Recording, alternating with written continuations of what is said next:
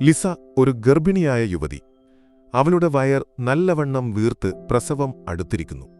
വീടിന്റെ മുറ്റത്ത് ഒരു ഇരുമ്പ് കമ്പിയിൽ കെട്ടിയിട്ടിരിക്കുന്ന മാക്സ് എന്ന നായ ലിസിനെ കാണുമ്പോഴെല്ലാം ഒച്ചവെച്ച് കുരയ്ക്കാൻ തുടങ്ങും. പ്രത്യേകിച്ച് അവളുടെ വയറിന് നേരെ നോക്കി എന്തോ മനസ്സിലാക്കാൻ ശ്രമിക്കുന്നതുപോലെ. ലിസിനെ ഇത് ഭയവും അസ്വസ്ഥതയും ഉണ്ടാക്കുന്നു. നിന്നോട് എന്തിനാണീ കുര, മാക്സ്? അടങ്ങ്, ദയവു ചെയ്ത് എന്ന് അവൾ ദേഷ്യത്തോടെ വിളിച്ചുകൂവും. പക്ഷേ മാക്സിന്റെ കുര കുറയുന്നില്ല. എന്തോ പറയാൻ ശ്രമിക്കുന്നതുപോലെ അവൻ കൂടുതൽ ശക്തിയോടെ കുരയ്ക്കും. ഒരു ദിവസം ലിസിന്റെ ഭർത്താവ് ജോൺ ഈ ബഹളം കേട്ട് പുറത്തേക്ക് വരുന്നു. ലിസിനെ കെട്ടിപ്പിടിച്ച് ആശ്വസിപ്പിക്കുന്നു. വിഷമിക്കേണ്ട, ഞാൻ നിന്നോടൊപ്പമുണ്ട് എന്ന് പറഞ്ഞ് അവളെ വീടിനകത്തേക്ക് കൂട്ടിക്കൊണ്ടുപോകുന്നു. വാതിലടച്ചതും മാക്സിന്റെ കുര പെട്ടെന്ന് നിന്നു. അവൻ മുറ്റത്തെ തന്റെ ചെറിയ കൂട്ടിലേക്ക് മെല്ലെ നടന്നുപോയി, എന്തോ വിഷമം തോന്നുന്നതുപോലെ. വീടിന്റെ സ്വീകരണമുറിയിലിരുന്ന് ലിസ് തന്റെ ആശങ്കകൾ ജോണിനോട് പങ്കുവയ്ക്കുന്നു. എനിക്കിനി ഇത് താങ്ങാൻ വയ്യ, ജോൺ. ഞാൻ പുറത്തിറങ്ങുമ്പോഴെല്ലാം മാക്സ് ഇങ്ങനെ കുരയ്ക്കുന്നു. എന്തോ എന്നെ വെറുക്കുന്നതുപോലെ. ഞാൻ അവനോട് ഒന്നും ചെയ്തിട്ടില്ല, പക്ഷേ അവന്റെ നോട്ടം എന്തോ എന്നെ ആക്രമിക്കാൻ പോകുന്നതുപോലെ. ജോൺ ഗൗരവത്തോടെ കേൾക്കുന്നു. നിന്റെ വിഷമം എനിക്ക് മനസ്സിലാകുന്നു. മാക്സിനെ കെട്ടിയിട്ടത് ഒരു താൽക്കാലിക പരിഹാരമായിരുന്നു. പക്ഷേ അത് മതിയാകുന്നില്ല. അവൻ നിന്നെ ഒരിക്കലും ഉപദ്രവിച്ചിട്ടില്ല. പക്ഷേ ഈ കുര, നമുക്ക് എന്തെങ്കിലും ചെയ്യണം. ലിസിന്റെ ഗർഭം 5-ാം മാസത്തിലെത്തിയപ്പോൾ മുതൽ മാക്സിന്റെ കുര തുടങ്ങിയിരുന്നു. അവന്റെ ശ്രദ്ധ എപ്പോഴും ലിസിന്റെ വയറിലേക്കാണ്. ജോണും ലിസും ശ്രദ്ധിച്ചു. മാക്സ് എന്തോ മുന്നറിയിപ്പ് നൽകാൻ ശ്രമിക്കുന്നതുപോലെ. പക്ഷേ അവൻ ഒരിക്കലും ആക്രമിച്ചില്ല. എങ്കിലും സുരക്ഷയ്ക്കായി ജോൺ മാക്സിനെ മുറ്റത്ത് കെട്ടിയിട്ടു. പക്ഷേ ഇതൊരു പരിഹാരമായില്ല. ഒരു ദിവസം ജോൺ ഒരു കടുപ്പമേറിയ തീരുമാനമെടുക്കുന്നു. ലിസ്, ഇതെനിക്കും വിഷമമുള്ള കാര്യമാണ്. പക്ഷേ മാക്സിനെ നമുക്ക് മാറ്റേണ്ടിവരും. നിന്റെ മനസ്സമാധാനവും നമ്മുടെ കുഞ്ഞിന്റെ സുരക്ഷയും ഒന്നാമത് വരണം. ലിസ് ആലോചനയോടെ പറയുന്നു. നിനക്കുറപ്പാണോ ജോൺ? മാക്സ് 5 വർഷമായി നമ്മുടെ കൂടെയുണ്ട്. ഒരുപക്ഷേ അവന്റെ പെരുമാറ്റത്തിന് വേറെ കാരണമുണ്ടാകും. ജോൺ ഉറച്ച ശബ്ദത്തിൽ പറയുന്നു. എനിക്കുറപ്പാണ്. നമ്മുടെ കുടുംബത്തിന്റെ സുരക്ഷയ്ക്കു വേണ്ടി ഞാൻ എന്തും ചെയ്യും. ജോൺ മാക്സിനെ മുറ്റത്തുനിന്ന് അഴിച്ച് ഒരു വിജനമായ സ്ഥലത്തേക്ക് കൊണ്ടുപോകുന്നു. മാക്സ് ശാന്തനായി അവനെ പിന്തുടരുന്നു. പക്ഷേ അവന്റെ കണ്ണുകളിൽ ഒരു യാചനയോ മുന്നറിയിപ്പോ ഉള്ളതുപോലെ ജോണിന് തോന്നുന്നു. വഴിയിൽ ജോൺ സ്വയം ചോദിക്കുന്നു. മാക്സ്, നീ എന്താണ് പറയാൻ ശ്രമിക്കുന്നത്? ലിസിന്റെ ഗർഭകാലം തുടങ്ങിയപ്പോൾ മുതൽ നിന്റെ പെരുമാറ്റം മാറി. എന്താണ് കാര്യം? മാക്സ് ഒന്നും മിണ്ടാതെ ജോണിനെ നോക്കുന്നു. ജോണിന്റെ മനസ്സിൽ സംശയങ്ങൾ കുമിഞ്ഞുകൂടുന്നു.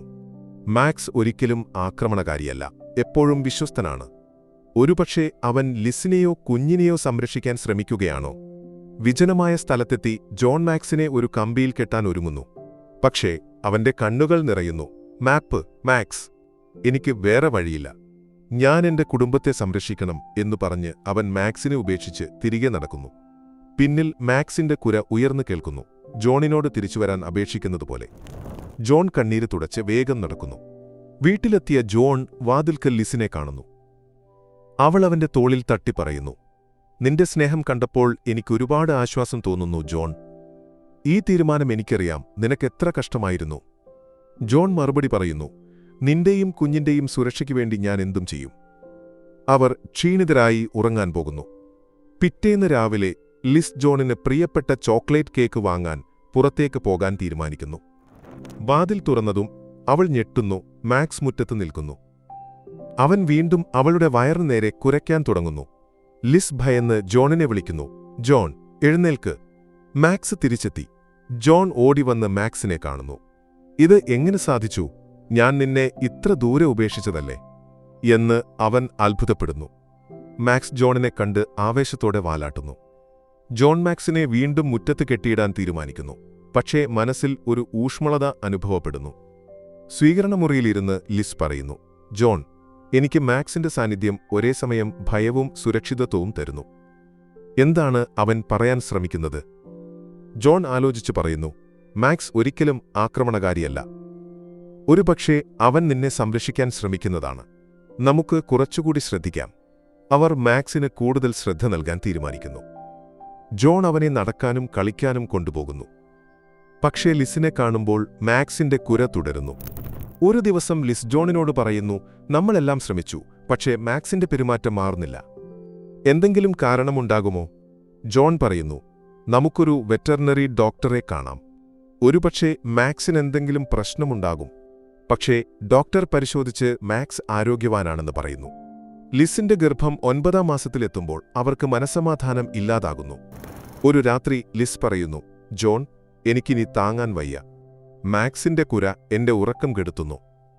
ജോൺ ആലോചിച്ച് പറയുന്നു, ഒരുപക്ഷേ മാക്സ് എന്തിന്റെയോ മുന്നറിയിപ്പ് തരാൻ ശ്രമിക്കുന്നതാണ്. എതാനെക്കുറിച്ച് എന്തെങ്കിലും? ലിസ് ദേഷ്യത്തോടെ മറുപടി പറയുന്നു, അങ്ങനെ പറയല്ലേ. എല്ലാ പരിശോധനയിലും എതാൻ ആരോഗ്യവാനാണെന്ന് ഡോക്ടർ പറഞ്ഞതല്ലേ. ജോൺ മെല്ലെ പറയുന്നു, ഞാൻ ഉദ്ദേശിച്ചത് അതല്ല.